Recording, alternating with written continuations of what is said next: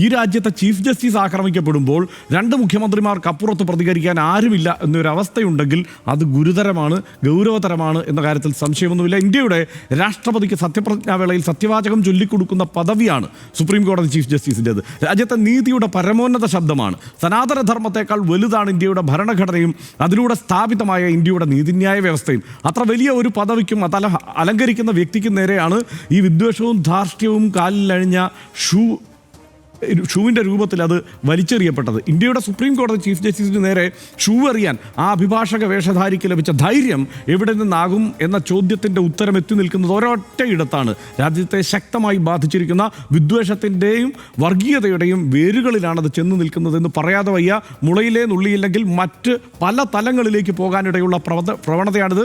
ആ കാര്യത്തിലും RDXന് സംശയമില്ല. ശക്തമായ നടപടികൾ ഭരണാധികാരികളിൽ നിന്ന് ഉണ്ടാകണം.